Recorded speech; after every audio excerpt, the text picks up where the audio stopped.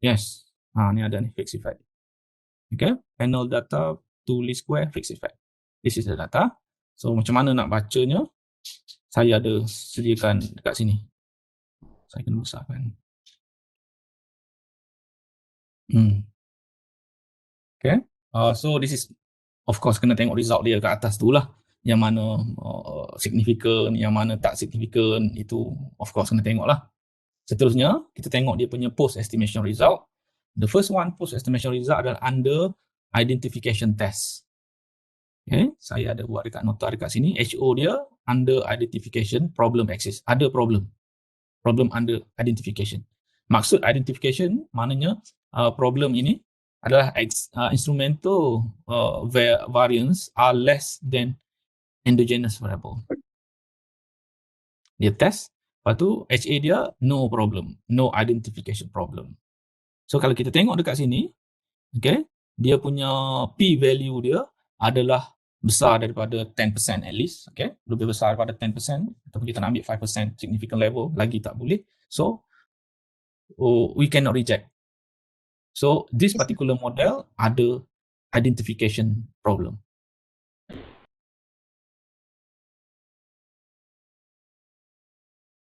Itu satu. Okay, seterusnya kita pergi kepada yang kedua. Post estimation yang kedua adalah kita tengok yang ni, weak identification test. Inilah menggunakan ni, dia punya dua F-test ini. So benda yang sama tadi, kita kena buat comparison antara kita kena tengok, kena compare critical value dengan walk F-test. This is critical value. Kita ada walk F-test ini. Okay, dua ni. Okay, kita ambil yang walk yang bawah ini ya, walk F-test. Ataupun atas pun boleh ya. Dan kita tengok dekat sini, critical value dia.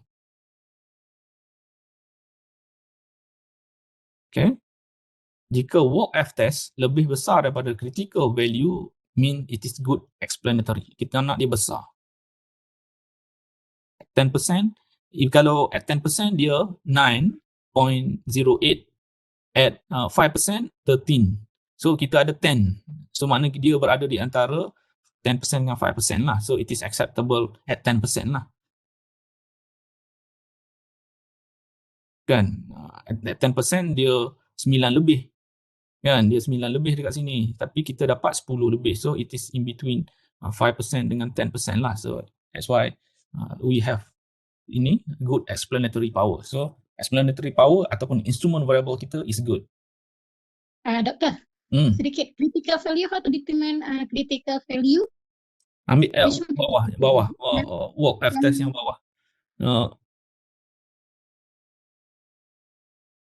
Yang 10.876. Kita compare dengan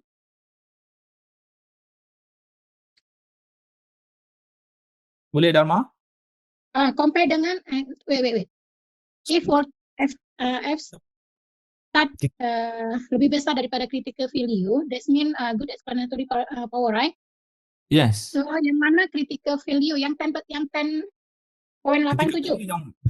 Critical value yang banyak ni, yang bawah, yang 5%, 10%, 20%, 30% itu. Itu critical value. So kita compare 10.876 itu dengan critical value. Dia duduk dekat mana? So kita tengok tu 10.876 itu in between 10% and 5% significant level. Yes, okay. So kita kata dia at least dia significant at 10% lah. So the explanatory power is good.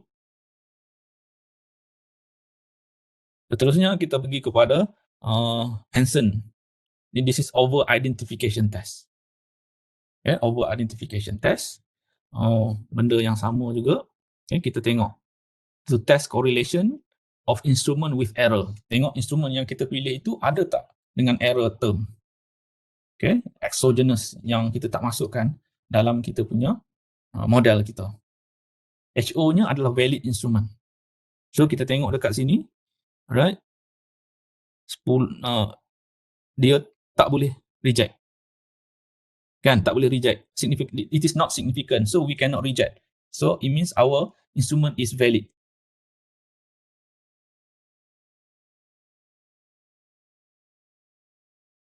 And last one, Last one adalah yang ini, kita nak tengok, this is option yang kita tengok tadi, kita test endogeneity test, right? HO dia variable is exogenous.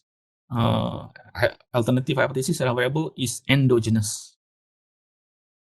So, jawapan yang kita dapat dekat sini adalah we cannot reject HO. So, our variable is exogenous.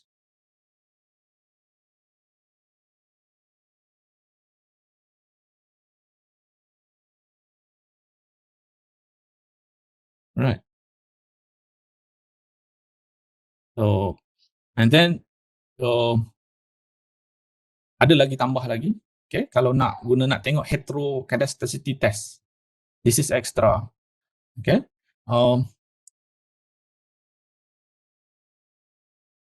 Untuk tengok heterocadasticity, saya tak pasti pula yang 16.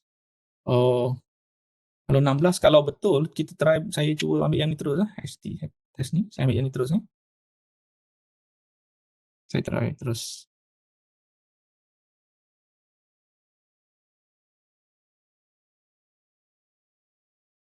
Tak boleh.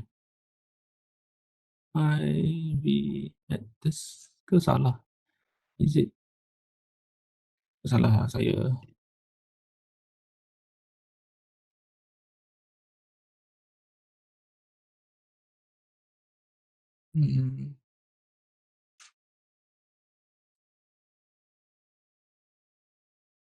Saya tengok ni, IV test ni.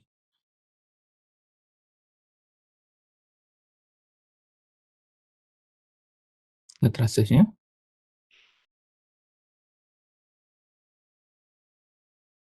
Saya takut saya salah.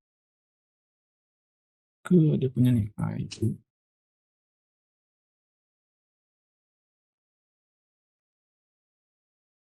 Dia ni. Saya buat besar ni. Saya cancel dulu. Dia auto.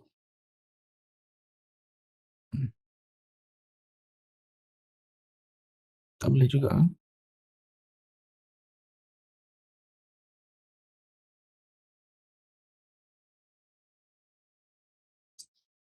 Kita komen.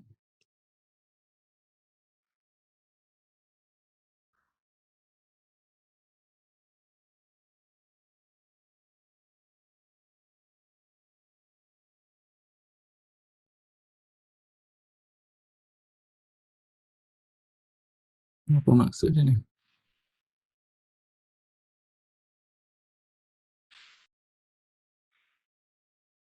Saya try.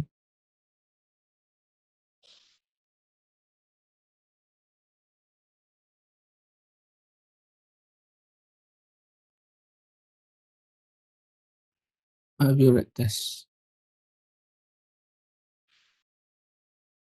So, macam ada tapi tak boleh run.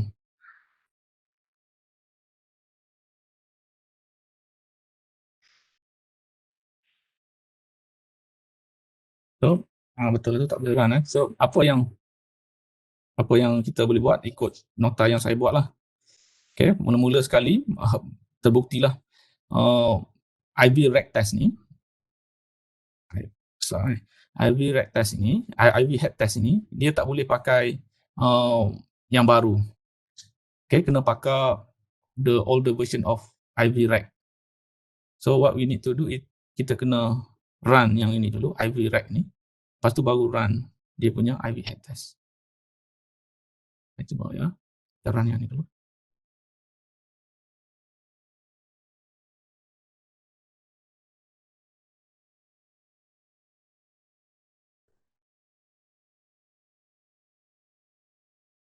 Variable price not on. Wah, ini ini. Ini model lah ini. Aduh.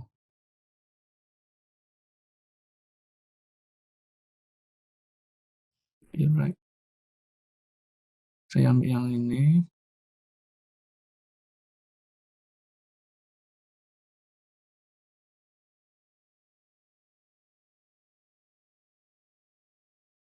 Tukar ni. Yeah, right.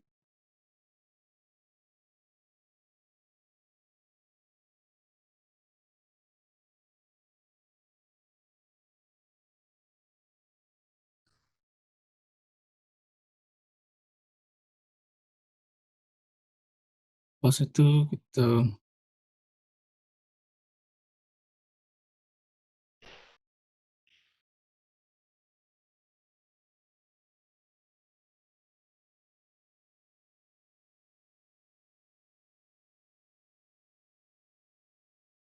okey. So, untuk run, kita kena ambil ini, kita nak tambah satu lagi post op punya estimation, okey. Kita tak boleh pakai yang baru punya, XT-Rack 2 ke apa, tak boleh, kena tukar kepada Ivy Rack ni. Okay, so kita pakai Ivy Rack ya, dan masukkan semua kita punya model, tapi yang asas sahaja. Okay, kita masukkan model yang asas sahaja, lepas tu kita run Ivy head test. Dan resultnya adalah seperti berikutlah. HO dia, disturbance in homocatastricity. Ini saya tak besarkan. So, kita boleh reject. Okay, at 10% lah. Kita boleh reject at 10% HO. Okay, di sini, kita boleh reject at 10% HO, guna pegang hall tu. Dengan kata lain, kita punya adalah hetero disturbance at heterocatastricity. Right. So, itu saja untuk two-stage least square. Di sini saya buat sebagai wrap up lah. Flowchart of econometric analysis. Okay. Starting daripada economic theory. Kemudian kita tengok banner economic model. Okay. Dan kita kutip data. Lepas tu kita buat estimation. Lepas tu kita tengok specification test and diagnostic checking tadi. Okay. Kalau model is good, okay, dan kita boleh teruslah test of any hypothesis and sampai semualah. Tapi kalau berdasarkan model kita tadi, kita tengok post estimation kita tu tak cantik, so pergi kepada no, kena balik kepada sini semula. Kena tengok econometric model dan proses ini berulang sehingga post estimation semua cantik. Okay, baru boleh pergi kepada di sini. Dan apa yang berlaku kepada student saya sebelum ini adalah dia terlekat dekat sini. Bila guna two-stage least square, banyak post-estimate punya analysis result tidak cantik, tidak baik. Tak boleh menyokong argument dia tu. Takkan nak kutip data baru. Kan? Nak kutip data baru, masalah juga. Sebab student tu banyak kutip datanya adalah manual data. So, apa yang berlaku setelah dia tanya pakar-pakar, tanya supervisor, Dr. Rosita, tanya pakar-pakar ekonometrik, maka dicadangkan menggunakan GMM. Apa nama Itu GMM? doktor, student pakai panel data. Dia punya Panel case. data. Yes, pakai panel data. Dipakai dynamic GMM. Finally dia pergi ke dynamic, right? Yes, dia pergi kepada dynamic.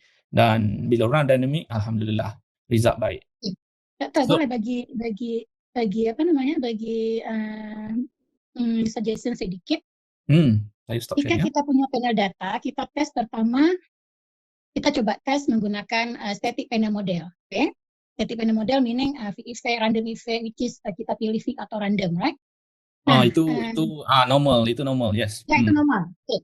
Bila kita nak pakai two-stage least square ini, bila kita nak two-stage least square ke nak pakai, ya, bila nak pakai two-stage least square, bila nak pakai dynamic GMM, apabila ada instrumental value, ada instrumental variable. Okay, macam mana saya nak kata, kita punya independent, kita punya independent itu saling mempengaruhi dependent. Macam contoh saya tadi, kan? Macam contoh saya buat tadi, nanti saya mungkin boleh share PowerPoint atas tadi. Dia sebab kita nak pilih two-stage least square ni apabila kita menghadapi soalan macam ini, Dr. Dharma. Okay? Boleh. Ya, Dr. Cuba tunjukkan. Okay. Dengan kata lain, kita demand, kita tak boleh ambil kira satu saja model kita. Sebab apa? Price ini, dalam supply model, ada benda ini juga. Jadi dengan kata lain, dalam demand model, supply akan mempengaruhi demand juga. Sebab price mempengaruhi supply. Ya. Dan price akan mempengaruhi demand. Dengan kata lain, supply ini kena ada di sini. Dengan kata lain, Y, kalau kita buat dalam bentuk ni saya Equation. equation dia, saya tambah satu lagi. Kalau kita ada Y, Itu belum share tu, Doktor. Belum share belum video. share. Belum share slide. Patutlah saya tunjuk. Sorry. Tak nampak pun. Sorry. Okay. Adilah ni banyak ni belajar pada Doktor Ya, Jimmy ni. alhamdulillah kalau paling banyak belajar, saya takut semua dah tahu dah. Okey. Ni mungkin nanti ambil masa sekejap, saya boleh ambil dia punya model student saya tu. Ada dia bagi kepada saya model dia. Dekat mana saya simpan? Nak tunjuk lagi jelas. Okey, ini Dr. Dharma. Kita menghadapi situasi seperti ini. Okey, yang mana kita nak tengok demand and supply. Demand ini dia punya equation. Supply ini dia punya equation. Tetapi dalam demand punya equation, supply ini ada di dalam demand ini juga. Okey. Dalam demand itu supply pun ada. So, itu yang saya cuba nak tulis tadi. Contohnya kita ada Y. Kita ada Y. Y dekat sini. Y sama dengan nak ambil kita ambil X. Dia ambil X dan lepas tu campur lagi lah ya. Campur lagi. Ya, itu. Ini X1 lah. X2. Campur X3. Campur error lah. Okay. So, kemudian dalam X1 ini, dalam X1 dia ada Y pula.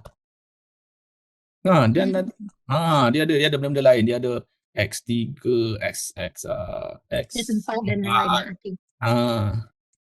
X5 campur dengan error.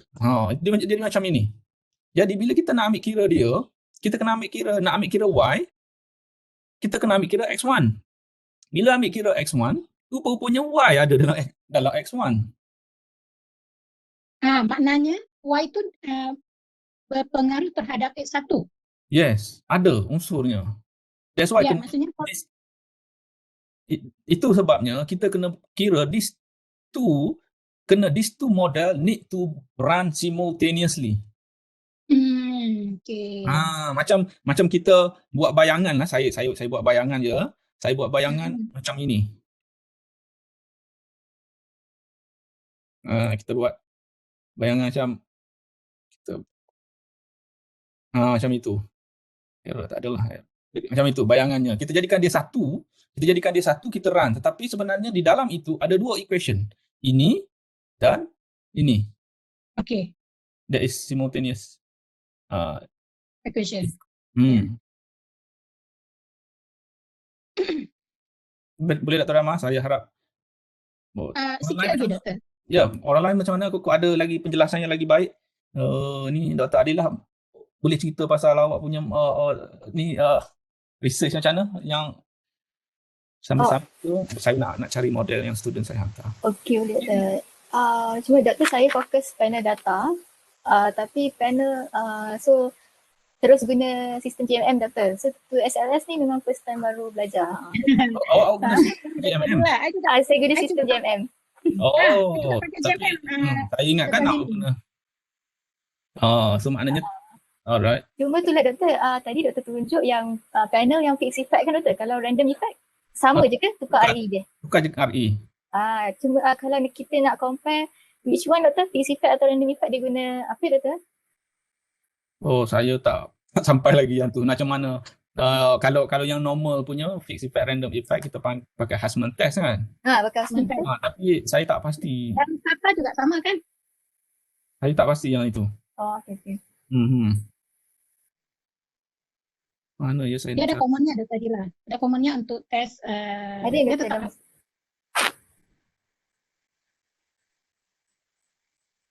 Kat dalam punya Hussman kat dalam. Tak, masa I punya tesis pakai GMM juga. Okay.